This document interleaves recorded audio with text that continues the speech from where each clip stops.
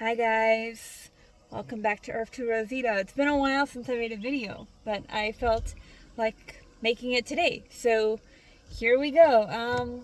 Couple of things I wanted to talk about in this video, just like a general update, where I've been, what's been going on, that sort of thing. And just I wanted to talk about why I color my hair blonde again. Wanted to talk about politics, kind of. Um, and I wanted to talk about the Trump win and the election and stuff like that. So, yeah, I guess I'll start with where I've been. So, this year it was a bit more difficult for me to save. Um, I tried to go study, that didn't work out, so I kind of just dropped out, and now I'm in even more debt. So that's fun. Uh, this year also it wasn't really the best financially for me. It was harder for me, like it is harder for me to save, but I'll eventually turn that around as well. That's fine. I'm kind of getting there already.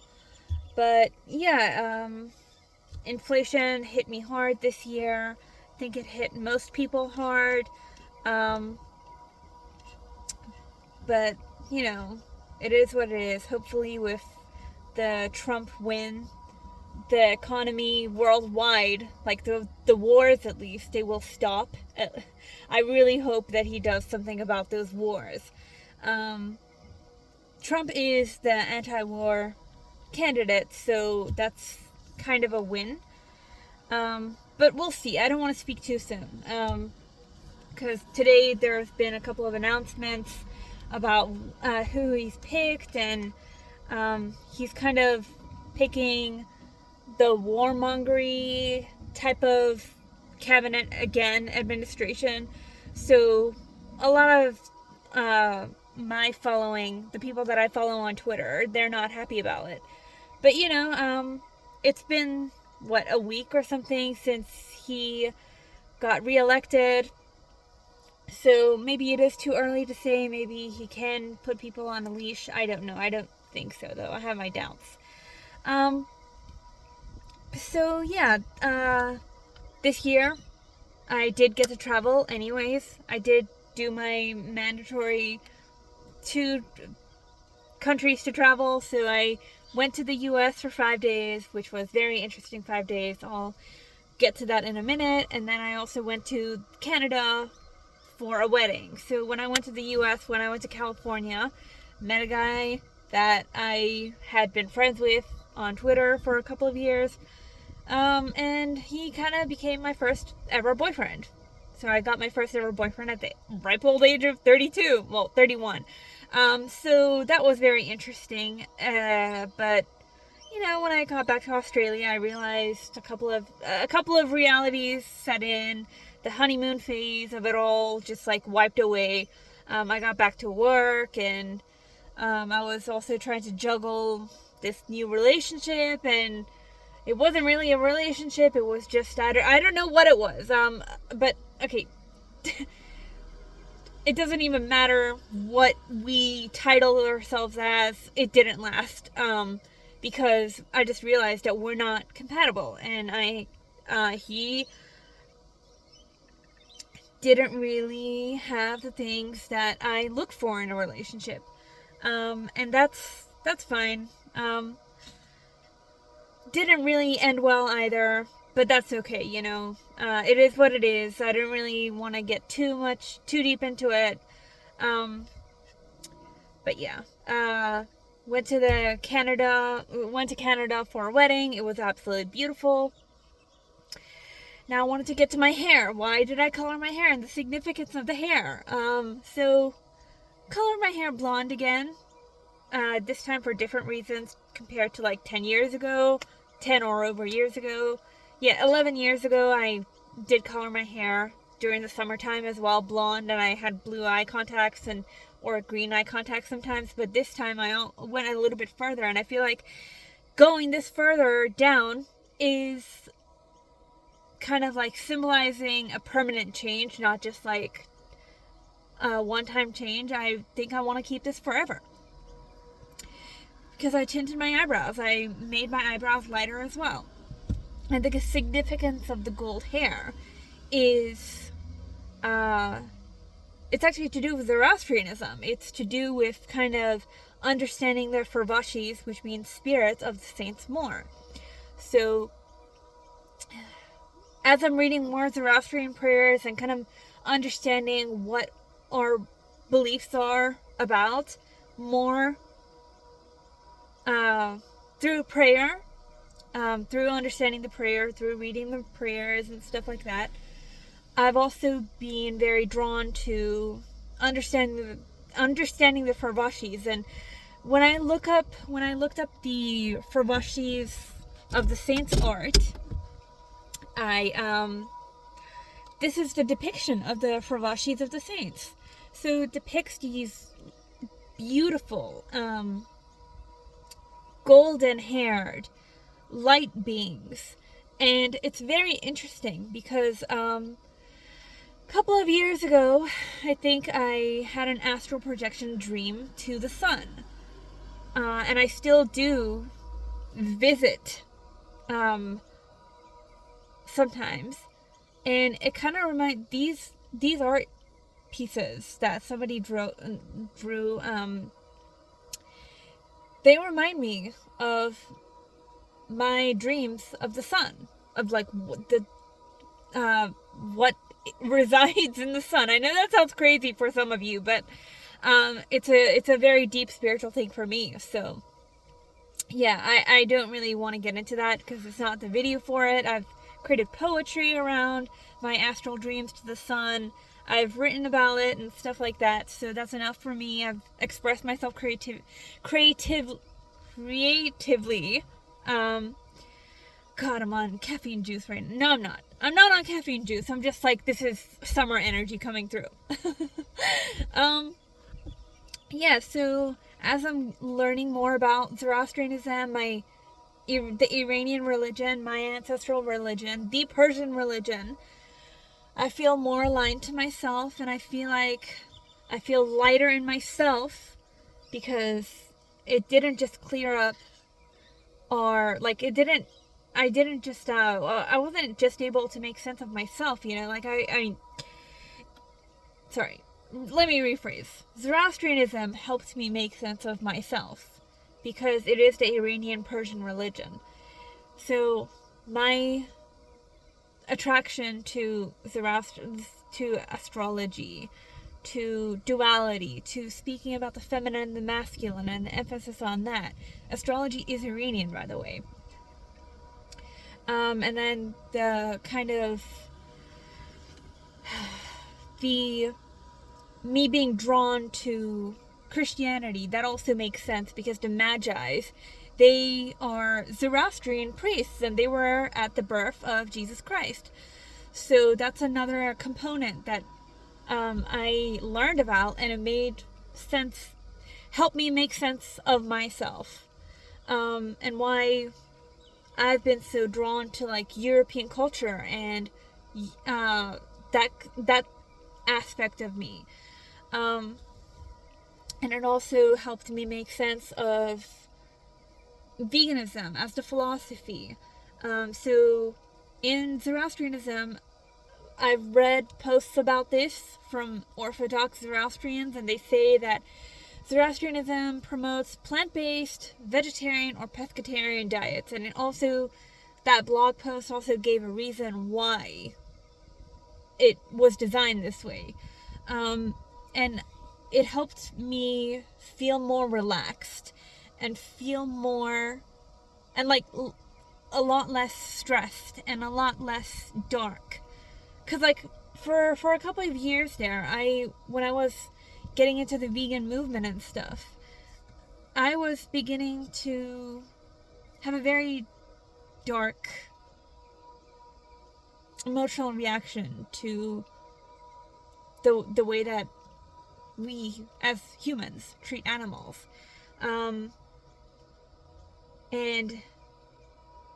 when I started reading more about that aspect, like the animal stewardship and dietary aspect of Zoroastrianism, it relaxed me.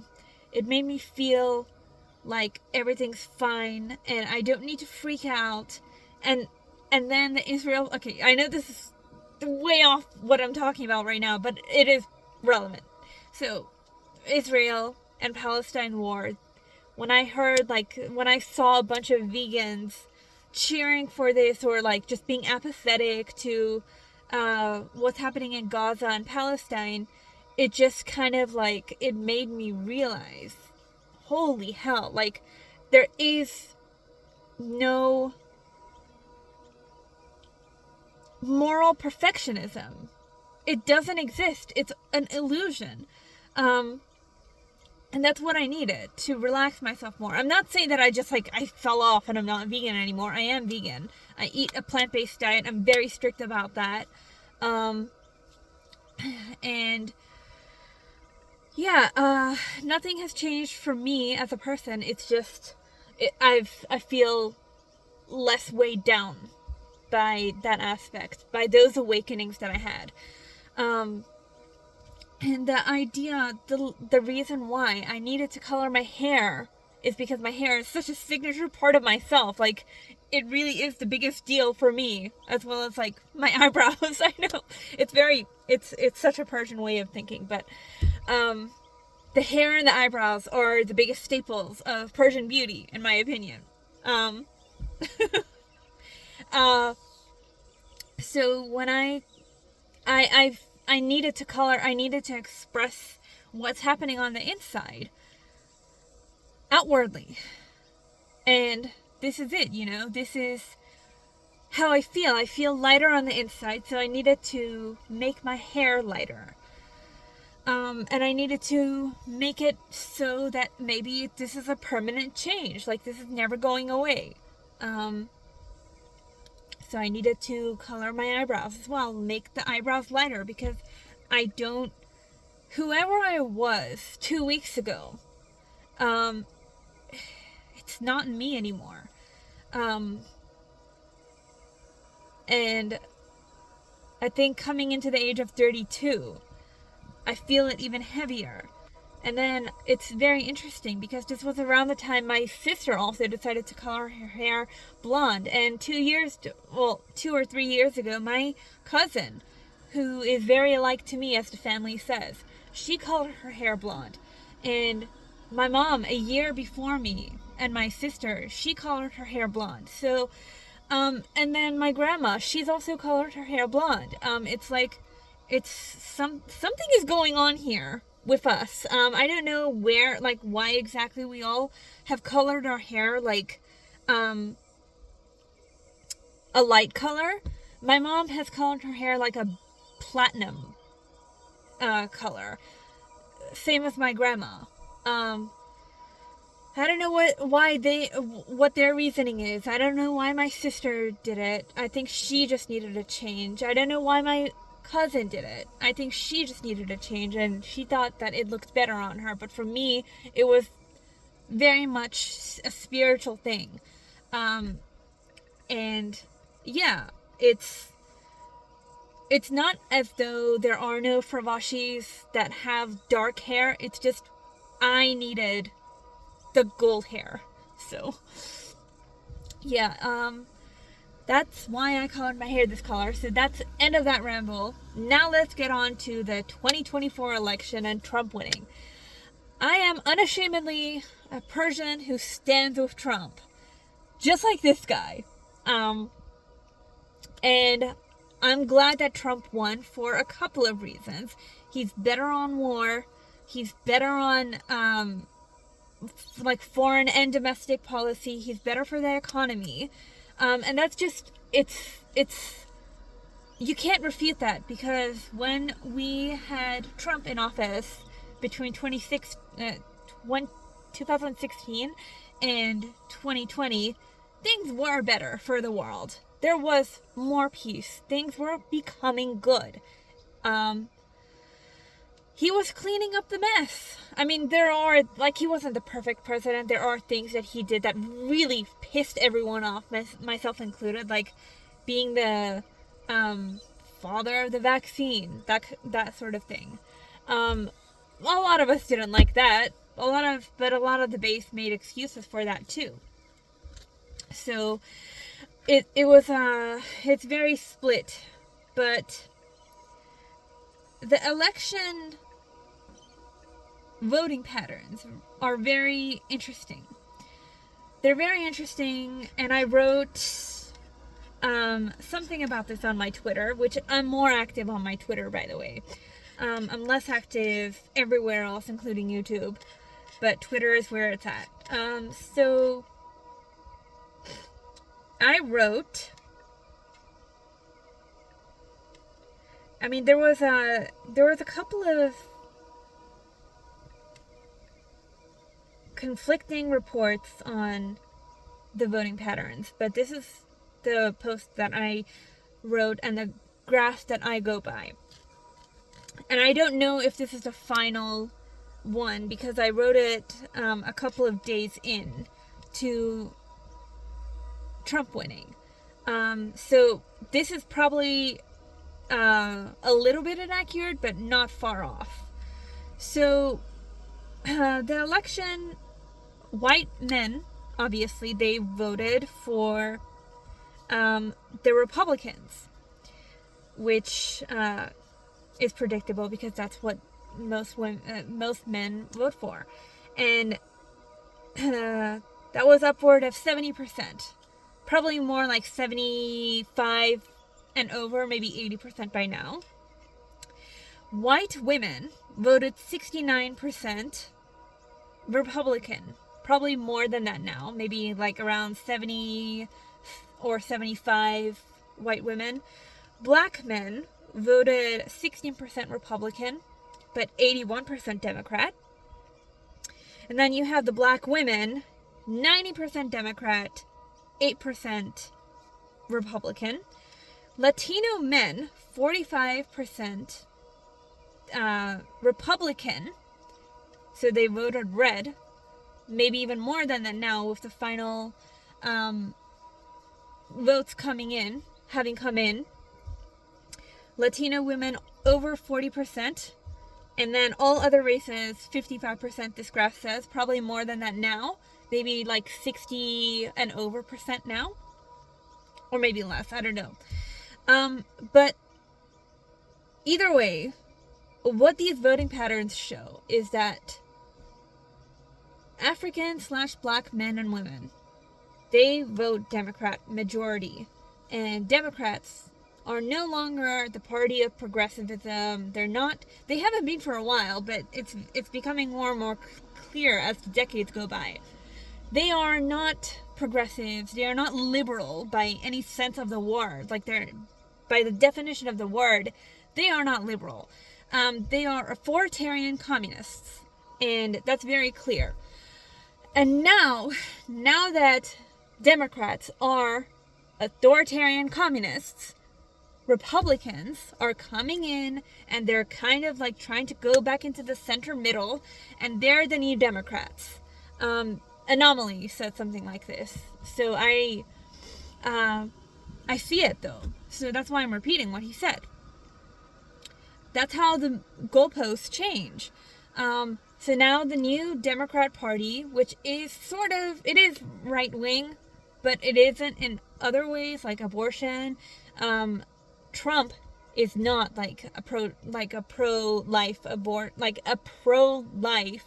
president. He is a pro-choice president. He agrees that abortion is bad, I'm sure, on a personal level, but he doesn't want to ban abortion federally. He wants to give the power back to the states. And that's what he did. So that's just one aspect of it. But what this is saying, and this is what I wrote on my Twitter. I have no idea where this graph came from. But if it is true, I love these stats for one reason. It shatters the minds of both the far left and the far right. So how does it shatter the minds of the far right, right? The far left, sorry. I'll get to that because that's the juiciest part of all of this. So, for the last God knows how many decades, the far right, and maybe even the far left, and maybe even the left in general, they've been fed this lie that the straight white man is the enemy of America. Is the enemy of democracy. Is the enemy of, freedom. Whatever. Abortion rights. And, maybe in some ways they're right. In some ways. But this graph is very delicious because you have over 45% of Latino men voting for Republicans. And then you have some amount of black men voting Republican. Not very much, not very significant at all, but there are some. And then you have all other races, over 45% of them have voted Republican. So straight off of the bat, you cannot say that it's white supremacy and the straight white man who is the enemy of democracy, whatever the fuck that is. And then you also have the far right, which are the white nationalists, the racist types that believe that everybody else that isn't white, that isn't European descent, they believe that they're all low IQ, they're dumb, they don't understand, they're ruining the country. Well, that just shattered their illusions as well, because all other races, as well as Latino men, majority of them have voted for Republicans. And it shatters this illusion/delusion, because what a lot of European/white men and women, maybe, the white nationalists, they don't understand is that most of the non-whites were actually conservative as well. And there are a lot of non-whites who fucking love America. And this Biden-Harris administration, this clown show that has been just ruining everything for Americans in the last 4 years, was the ultimate wake-up call. Like, when I was in California, there wasn't a single person who didn't have that wake-up call. And California is it's a libtard area. And I did see some vote for Harris signs out there while I was in Santa Monica or whatever. But most people that I spoke to, Uber drivers, just regular people on the street, they are awake. So, yeah, it shattered both the far left and the far right's, their ideas of these two people, these two races, these other races that aren't white. So I found that a little bit funny. But, yeah, that's, I think, I don't know, before today I was a little bit, white-pilled, but after I've seen a couple of Trump's picks, not so much anymore. I don't think it's going to be very different. I don't know, though. I don't know. It's too early to say. It's too early to, criticize. I guess the only thing that, because I feel like Trump does listen to his base. There is something there. There is someone there. The Democratic Party, they're authoritarian communists. You can't reach them. They don't have a phone service for their company. But with the Republicans, they do care. They actually do care. Whether you think that they're the new Democrats or they are they're the true Republican Party and they are right wing, whatever that may be, whatever you think, there is something there and they do listen to you more. So take advantage of that. Give them backlash. Watch them like a hawk. Just whenever they start screwing up, tell them, no, this is not what we wanted. And maybe that'll do something. Maybe. I don't know. Some people believe that it's not going to do anything. Some people believe that it's all up to the bankers at the end of the day. The doomer sects, the nihilism, the pessimist kind of people. I don't know. Maybe they're right. Maybe I'm delusional. But I don't know. I feel like there is hope. There's always hope, but there are things to be optimistic about with Trump's presidency, and that he does care, and that is less controlled and less controllable. I mean, they tried to assassinate him, for Christ's sake.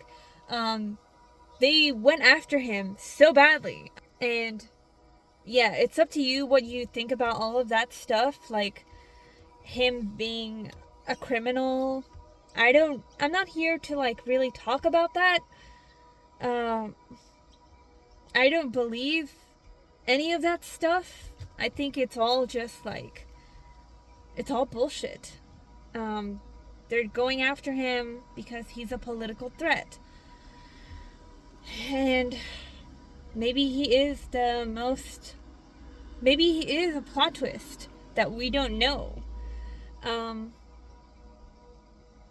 But yeah, that's where I'm closing it off with. I hope that you enjoyed this video. If you wanted to catch up with me, make a Twitter or follow me on Twitter. And yeah, I'll leave my link down below. Have a lovely day or night. Bye, guys.